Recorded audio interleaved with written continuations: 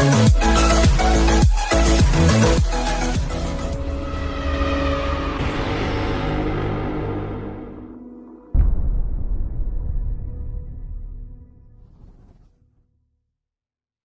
చెప్తున్నాడా? నేనేం చేయాలి, దేవుడు నాకు చెప్పబడిన దాన్ని నేను చేయాలనేటువంటి తలంపును కలిగి ఉన్నారు అపోస్తులు.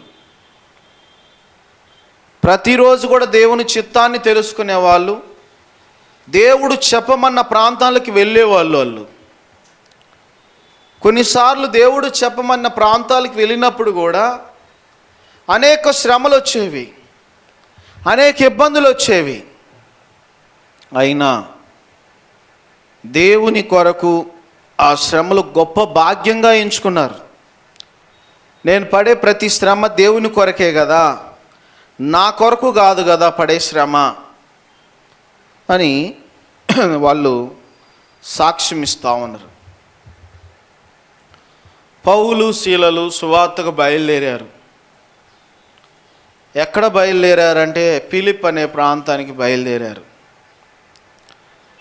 ఆ బయలుదేరుతూ ఉన్నప్పుడు ఆ మార్గం మధ్యలో మందిరానికి వెళ్తూ ఉన్నప్పుడు పూతోను అను దయ్యం పట్టిన ఒక స్త్రీ, ఒక చిన్నది, పూతోను అని ఒక దయ్యం పట్టిన ఒక చిన్నది దయ్యం పట్టింది. ఆమెకి దయ్యం బట్టి అనేకులకు చెబుతూ ఉంది, సోది చెబుతూ ఉంది. తన దగ్గరకు అంట కుప్పలుగా వస్తున్నారంట జనాలు. తనని పెంచి పోషించిన వాళ్ళు మంచి ఆదాయాన్ని పెంచుకుంటున్నారంట, మంచి లాభ సాధనాలు. సోది చెప్తా ఉందనంట ఆమె చిన్నది. చాలామంది కుప్పలుగా తండోపతండాలుగా వచ్చేవాళ్ళంట. వాళ్ళ దగ్గర వీళ్ళు డబ్బులు కలెక్ట్ చేసుకొని ఆ చిన్నది ద్వారా వీళ్ళు బాగా డబ్బులు సంపాదించుకుంటూ బాగా లాభ సంపాదనలో ఉంటూ కొంచెం అభివృద్ధిలోకి వస్తూ ఉన్నారంట. ఓ రోజు మందిరానికి వెళ్తూ ఉన్నప్పుడు పూతోను అను దయ్యం పట్టిన ఒక స్త్రీ, ఒక చిన్నది, వారిని చూసి ఏమంటుందనంటే, ఈ మనుషులు పౌలు శీలలు, ఈ మనుషులు సర్వోన్నతమైన దేవుని దాసులు చెబుతా ఉందనంట. అక్కడ గుంపులుగా వచ్చిన, తన దగ్గర వచ్చిన గుంపులుగా ఉండవాలని వాళ్ళు ప్రార్థనా స్థలానికి వెళ్తున్నారంట. పౌలు శీలలు వాళ్ళిద్దరిని చూసి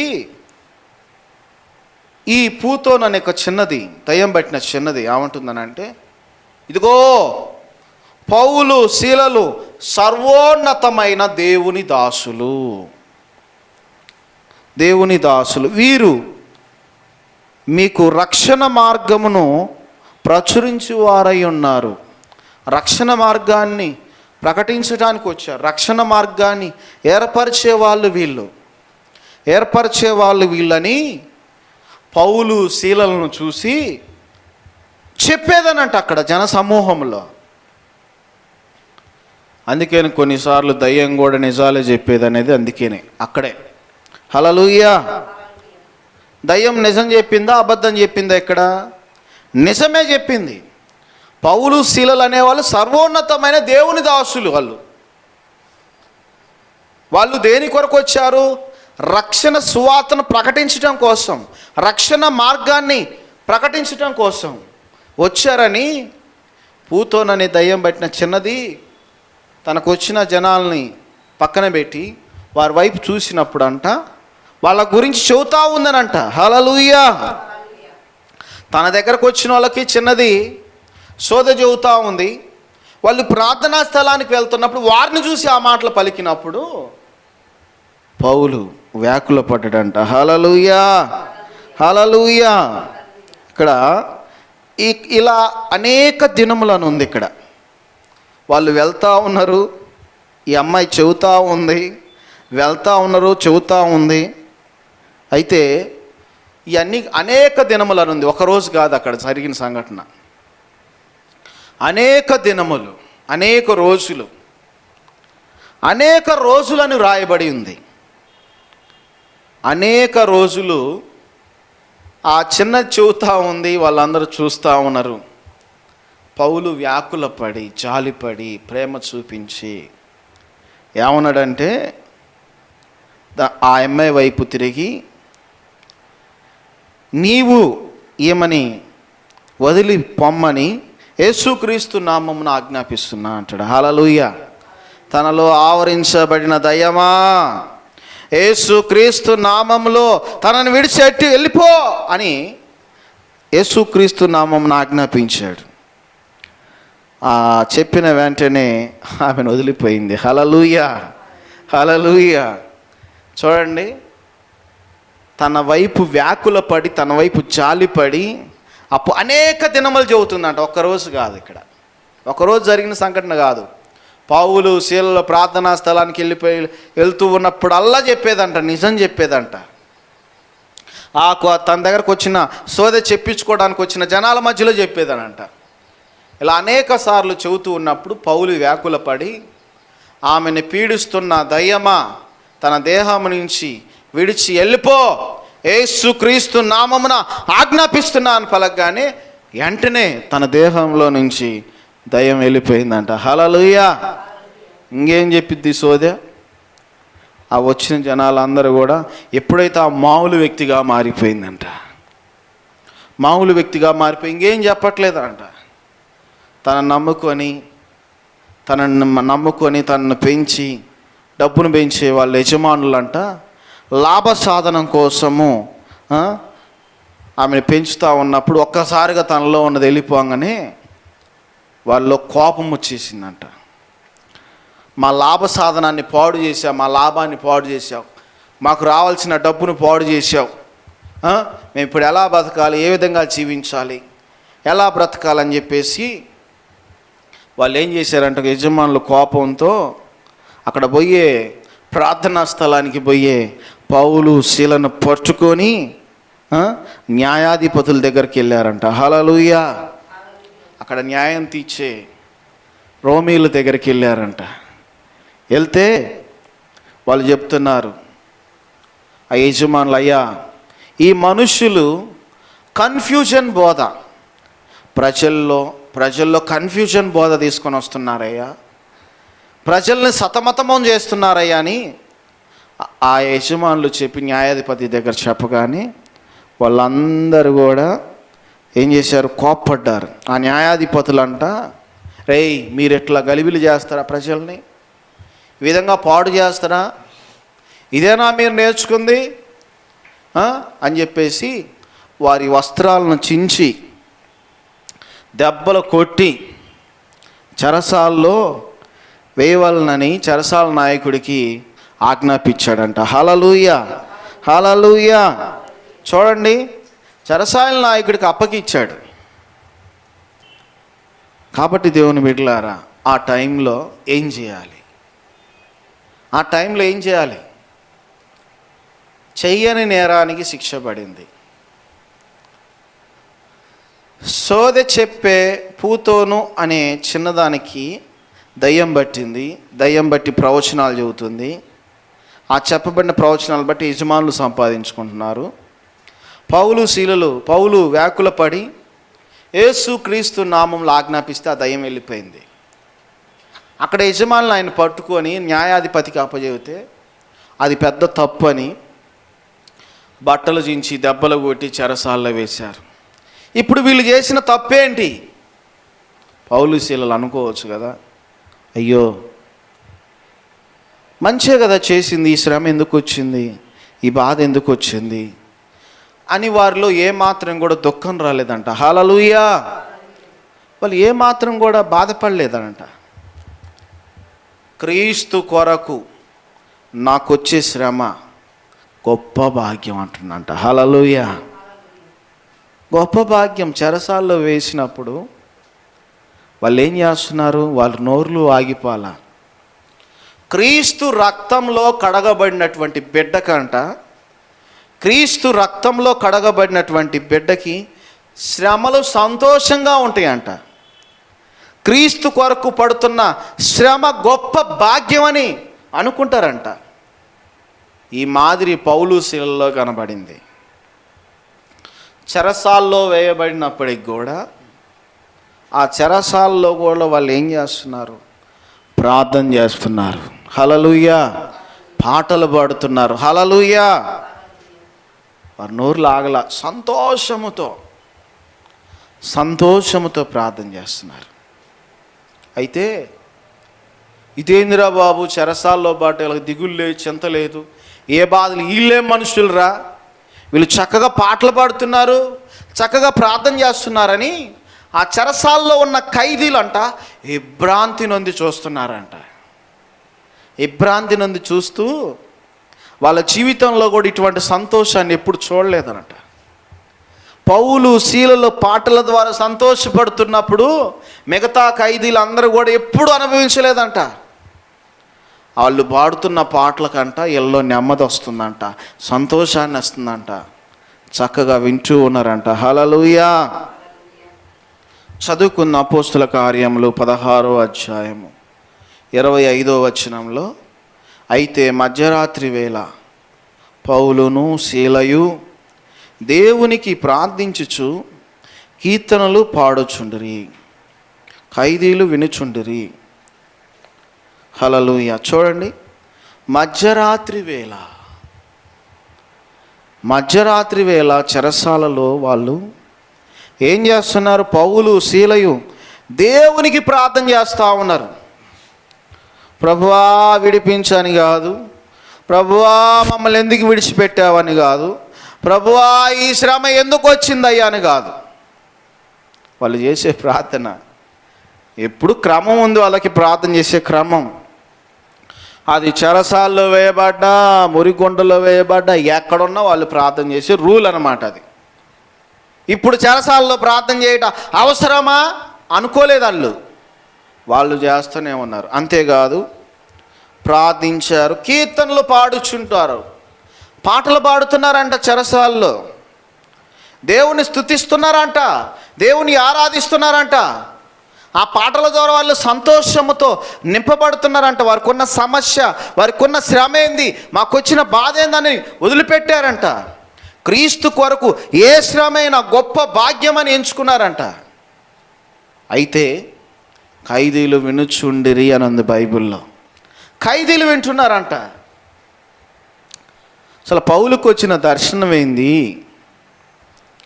మాసిదోనియా ప్రాంతానికి వెళ్ళమంటే లూదియా దైవభక్తి కలిగినటువంటి స్త్రీ తన ఇంటి వారు రక్షణ పొందారు. బాగానే ఉంది. ఇక్కడ తను చెప్పినట్టు వెళ్ళాడు, అక్కడ రక్షణ పొందిండు.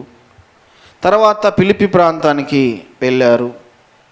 అక్కడ పూతోను అనే ఒక చిన్నదానికి దయ్యం వదిలినప్పుడు కలిగిన శ్రమ, తర్వాత వాళ్ళు చెరసాల్లో పడ్డారు. అన్ని దేవుని చిత్త ప్రకారంగా దేవుడు చెప్పినట్టుగా వెళ్తున్నారు.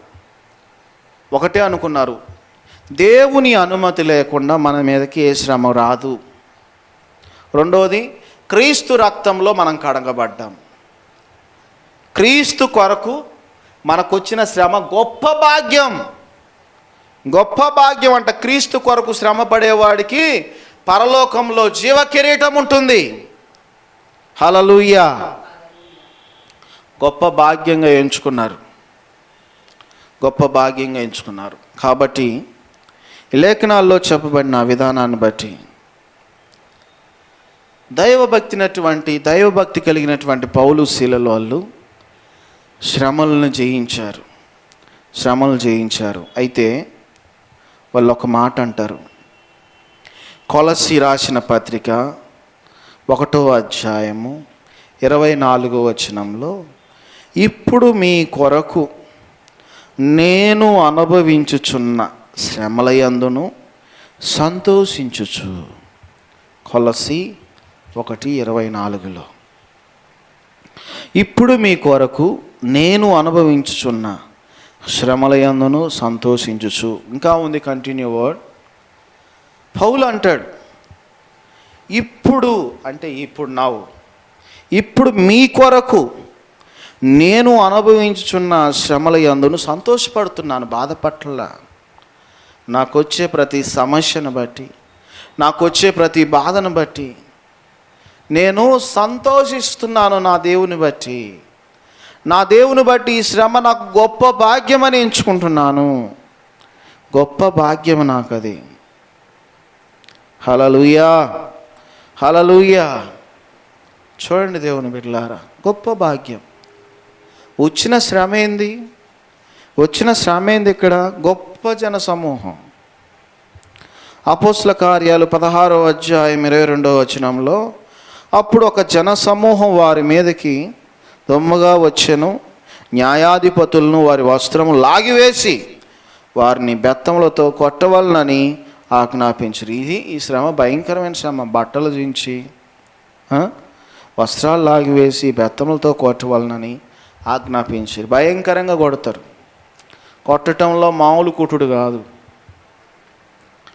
చెరసాల్లో పౌలు శీలలను బీభత్సంగా కొట్టారు. ఆ నొప్పులు మర్చిపోయారు, ఆ బాధ మర్చిపోయారు.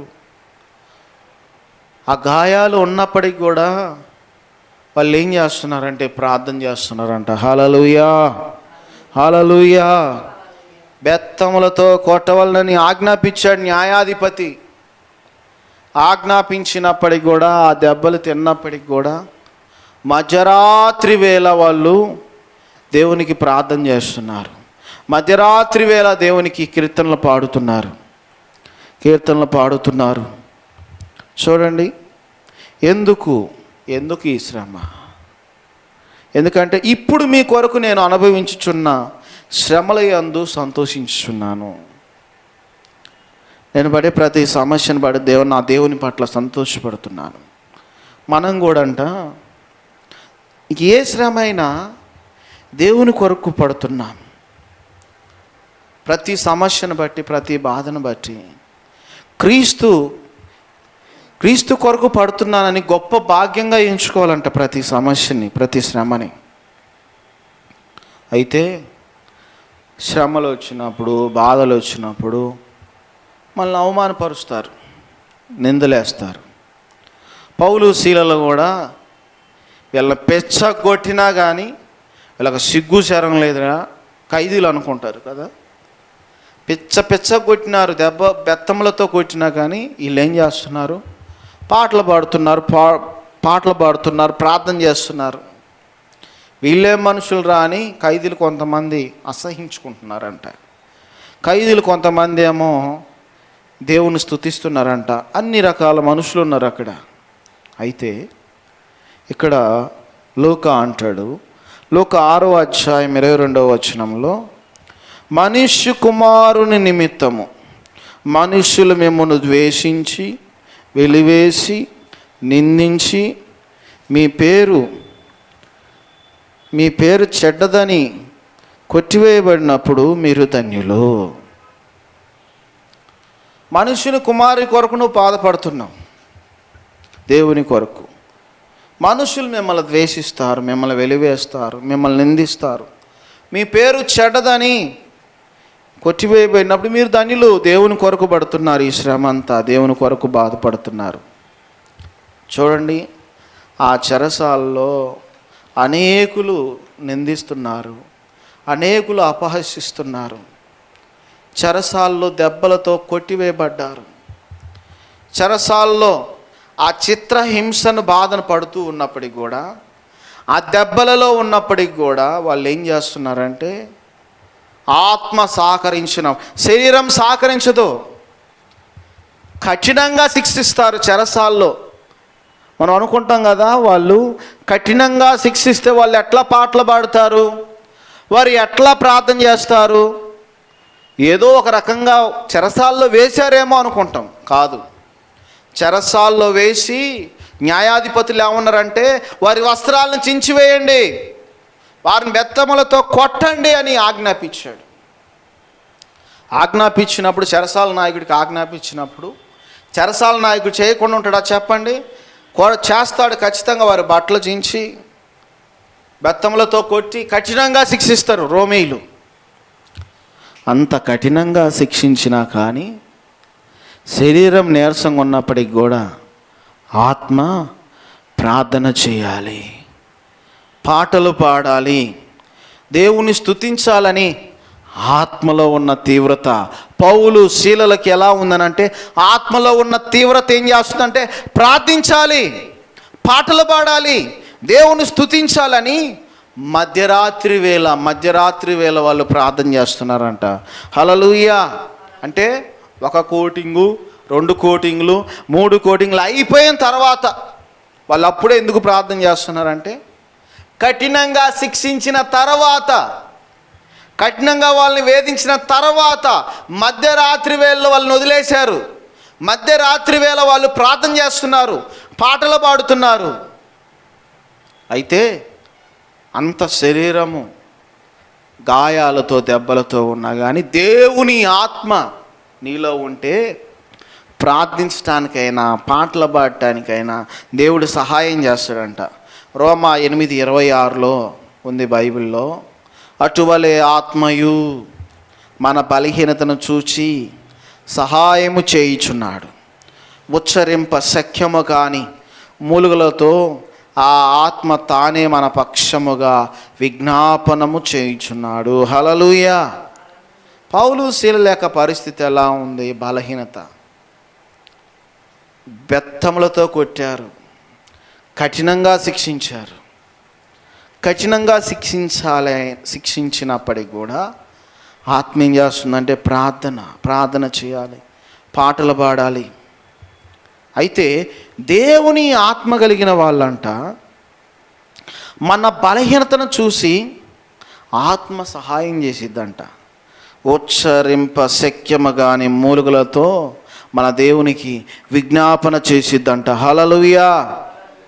నువ్వు ప్రార్థించటానికి చేత కాకపోయినా నువ్వు మోకరిస్తే చాలు, నీ తరపున ఆత్మ దేవునికి మొరపెడుతుంది, దేవునికి ప్రార్థించిద్ది. పౌలు శీలులు ఆత్మ కలిగి ఉన్నారు. వాళ్ళు అనేక దెబ్బలతో కఠినంగా శిక్షించబడినప్పటికీ కూడా మధ్యరాత్రి వేళ మోకాళ్ళేసి ప్రార్థన చేస్తున్నారు, అన్ని దెబ్బలు కలిగినా కానీ. చూడండి దేవుని బిడ్డలారా, దేవుని ఆత్మ సహాయం చేసిద్ది. ఈరోజు నా చేత కావట్లేదు అని నువ్వు మానుకోవచ్చేమో ప్రార్థన, కానీ పౌలు శీలలు మానుకోలా. ఎన్ని బాధలు వచ్చినా, ఎన్ని సమస్యలు వచ్చినా, ఎన్ని ఇబ్బందులు వచ్చినా మానుకోలేదు. వాళ్ళు ప్రార్థించినప్పుడు అంట భూమి కంపించిందనంట. హల్లెలూయా, హల్లెలూయా. భూమి కంపించింది, చెరసాలు పునాదులు కదిలించబడ్డాయి. వాళ్ళు అవకాశం ఉంది పారిపోవటానికి, కానీ పారిపోలా. అయితే ఆ పౌలు శీలలు చెరసాల తలుపులు బద్దలైనప్పుడు చెరసాల నాయకుడు అనుకున్నాడంట, నేను చనిపోదామని కత్తెత్తుకున్నాడంట. చెరసాల నాయకుడా, మేము ఇక్కడే ఉన్నాం, నువ్వేం చనిపోవద్దు. వాళ్ళు వాళ్ళు ప్రార్థన చూసి చెరసాల నాయకుడికి అంట భయం వచ్చేసిందంట. ఏమంటున్నాడంటే, అయ్యలారా, అప్పటిదాకా అరే వరా అరే అని పలికినవాడు తర్వాత అవన్నీ చూసి అపోస్తుల కార్యములు 16వ అధ్యాయం 30వ వచనంలో వారి వెలుపలికి, హల్లెలూయా, 16:30, వారి వెలుపలికి తీసుకొని వచ్చి, అయ్యలారా, రక్షణ పొందుటకు నేనేమి చేయవలెనన్ను. 31, అందుకు వారు, ప్రభు అయిన యేసునందు విశ్వాసముంచుము, అప్పుడు నీవును నీ ఇంటి వారును రక్షణ పొందుదరని చెప్పి. 32వ వచనం, అతనికిని అతని ఇంటి ఉన్న వారందరికీ దేవుని వాక్యము బోధించిరి. హల్లెలూయా. చూడండి, అంత శ్రమలో, అంత బాధలో పౌలు శీలలు ఉన్నప్పటికీ చెరసాల నాయకుడికి ఆ శ్రమలో ఆ ఇబ్బందిలో చెరసాల నాయకుడికి ఆత్మల రక్షించబడ్డాడంట. హల్లెలూయా, హల్లెలూయా. ఆగిపోయిందా పరిచర్య? ఆగిపోయిందా రక్షణ? శ్రమలో ఉన్నప్పుడు కూడా ఆత్మల రక్షణ జరిగిద్దంట. హల్లెలూయా. సేవకుడి పని అయిపోయిందని ఎప్పుడు అనుకోకూడదు. ఎన్ని ఇబ్బందులు వచ్చినా, ఎన్ని సమస్యలు వచ్చినా ఆ అనాయింటింగ్ పవర్ ఉంటే ఎక్కడ ఇరుకులో ఉన్న, ఇబ్బందులో ఉన్న ఆత్మల పట్ల భారం కలిగినోడు ఎక్కడ అన్ని దారులు మూయబడినప్పటికి కూడా రక్షణ మాత్రం ఆగలేదు. హల్లెలూయా. పౌలు శీలలు అన్ని దారులు మూయబడ్డాయి, కానీ చెరసాల నాయకుడు మారటానికి దేవుడు దయ చూపించాడు. కాబట్టి ఈ ఉదయకాలంలో శ్రమలో ఆత్మల రక్షణ చూడండి. పౌలు శీలలు శ్రమలో దేవుడు ఆత్మలను రక్షించడానికి ఆశ కలిగి ఉన్నాడు. వాళ్ళు అంత బాధలో ఉన్నా, అంత ఇబ్బందిలో ఉన్నా, వారి యొక్క తపన, వారి యొక్క ఆలోచన ఏంటంటే, అయ్యో మా దారులన్నీ మోయబడ్డాయే, మేము ఎవరికి సువార్త ప్రకటించలేదే, మేము చెరసాల్లో బంధించబడ్డమే అనే బాధ వేదనతో వ్యక్తం చేస్తున్నప్పుడు వారి ప్రార్థనని భూమి కంపించిందంట. హల్లెలూయా. చూడండి ఎంత ప్రార్థన. మళ్ళీ వారు ఉన్న ప్రదేశం మాత్రమే కంపించిందంట, ఇంకెక్కడ జరగలేదంట. అది వారున్న ప్రదేశం మాత్రమే భూమి కంపించినట్లుగా ఉంది. ప్రార్థనా శక్తి అంత పవర్. కాబట్టి ఇక్కడ అపోస్తలుడైన పౌలు అంటాడు కొలస్సీ 3:16 సంగీతములతోనూ కీర్తనలతోనూ ఆత్మ సంబంధమైన పద్యములతోనూ ఒకరినొకడు బోధించుచు బుద్ధి చెప్పుచు కృపా సహితముగా మీ హృదయముల్లో దేవుని గూర్చి గానము చేయుచు సమస్త విధములైన జ్ఞానముతో క్రీస్తు వాక్యం మీలో సమృద్ధిగా నివసింపనీయుడి. హల్లెలూయా. చివరికి ఏమంటాడంటే క్రీస్తు వాక్యం, ఆయన వాక్యాన్ని సమృద్ధిగా నివసింపనీయుడి. సంగీతములతో దేవుని ఆరాధించండి, కీర్తనలతో దేవుని ఆరాధించండి, ఆత్మ సంబంధమైన పద్యములతో ఒకరినొకడు బోధించుచు బుద్ధి చెప్పుచు. చూడండి, స్తుతించండి అయ్యా, ఆరాధించండి అయ్యా, గణపరచండి, కానీ మీ హృదయంలో క్రీస్తు వాక్యము సమృద్ధిగా నివసింపనీయుడి. హల్లెలూయా. వాక్యాన్ని తెలిసిన వ్యక్తి తప్పు చేయడు. వాక్యాన్ని ఎరిగిన వ్యక్తి దేవుని గురించి తప్పుగా మాట్లాడడు. వాక్యం గురించి తెలిసిన వ్యక్తి ఏ రోజు కూడా తప్పు మాట్లాడడు. ఈ ఉదయకాలంలో నీ హృదయం అంతా కూడా వాక్యముతో నింపబడాలి. వాక్యముతో నింపబడితే నువ్వు పాపము చేయలేవు, పాపము చేయజాలవు కూడా. దావీదు అంటాడు, నీ ఎదుట నేను పాపము చేయకున్నట్లు నా హృదయంలో నీ వాక్యాన్ని ఉంచుకొని ఉన్నాను. హల్లెలూయా, హల్లెలూయా. కాబట్టి ఈ ఉదయకాలంలో మన నోట స్తోత్రగానం ఉండాలంట. దావీదు అంటాడు, దావీదు కీర్తన 149:6 వారి నోట దేవునికి చేయబడు ఉత్సాహ స్తోత్రములు ఉన్నవి. దేవుని స్తుతించేవాడు, దేవుని ఆరాధించేవాడు ఉత్సాహ స్తోత్రములు ఉంటాయంట. అపోస్తలులైన పౌలు శీలలకి దేవుని స్తుతించే మనసు ఉంది. వారి నోట దేవుని స్తోత్రగానాలు ఉన్నాయి. కాబట్టి ఈ ఉదయకాలంలో మరి నువ్వు ఏ పరిస్థితిలో ఉన్నా, ఏ సమస్యలో ఉన్నా, క్రీస్తు కొరకు ఒక శ్రమ గొప్ప భాగ్యం అని ఎంచుకో. వారికి వచ్చిన శ్రమ కంటే నీకు ఒక శ్రమ కాదు, మామూలు శ్రమే. కాబట్టి ఈ ఉదయకాలంలో మంచి మనసుతో హృదయకాలంలో ప్రభువా నీ కొరకు ఎన్ని శ్రమలైనా గొప్ప భాగ్యంగా ఎంచుకుంటాను. మధ్యరాత్రి వరకు ఏం చేశారు? కఠినంగా శిక్షించారు వాళ్ళని. మధ్యరాత్రిలో వాళ్ళు విడిచిపెట్టిన తర్వాత గాయాలతో ఉన్నప్పుడు, బాధలతో ఉన్నప్పుడు వారు దేవుని స్తుతించారంట. దానికి రుజువు ఏందనంటే ఇక్కడే ఉంది. హల్లెలూయా, హల్లెలూయా. అపోస్తల కార్యములు 16:33 రాత్రి ఆ గడియలోనే అతడు వారిని తీసుకొని వచ్చి వారి గాయములను కడిగెను. వెంటనే అతడును అతడి ఇంటి వారందరూ బాప్తీసం పొందిరి. చూడండి, హల్లెలూయా. అంటే గాయాలతోనే, వారికి ఉన్న గాయాలతోనే ప్రార్థించారు. వారికి ఉన్న గాయాలతోనే పాటలు పాడారు. చెరసాల నాయకుడు ఏం చేశాడంట? వారి గాయాలను కడిగాడంట. వారి గాయాలను కడిగి అప్పుడు వారికి వాక్యాన్ని బోధించి, చూడండి, వారికి బాప్తిసం ఇచ్చాడంట. చూడండి దేవుని బిడ్డలారా, ఈ ఉదయకాలంలో ఎన్ని శ్రమలైనా రావచ్చు, ఎన్ని శ్రమలైనా కానీ నా దేవుని కొరకు ఈ శ్రమ గొప్ప భాగ్యము, లాభంగా ఎంచుకోవాలి. అపోస్తలుడైన పౌలు అంటాడు, బ్రతుకుట క్రీస్తే, చావైతే మేలు. బ్రతికితే ఉన్న నాళ్ళు దేవుని కొరకు బ్రతుకుతా, చనిపోతే నేను ఆయన దగ్గరికి వెళ్ళిపోతా అన్నట్టుగా ఉండాలి. కానీ శ్రమల్లో, ఇబ్బందుల్లో కృంగిపోవద్దు. అది మనకు మంచిది కాదు. దావీదు భక్తుడు అంటారు కదా, కీర్తన 23:4 గాఢాంధకారపు లోయలో నేను సంచరించినను ఏ అపాయమునకు భయపడను. గాఢాంధకారపు లోయల్లో నేనున్నా కానీ నేను మాత్రము భయపడను. ఎందుకు? నా దేవుడు నాతో ఉన్నాడు. పౌలు శీలలకి దేవుడు తోడుగా ఉన్నాడు కాబట్టి చెరసాల నాయకుని హృదయం తెరవబడింది. చెరసాల నాయకుడి కుటుంబం రక్షించబడింది. కాబట్టి దేవుని బిడ్డలారా, ఈరోజు ఈ ఉదయకాలంలో దేవుడు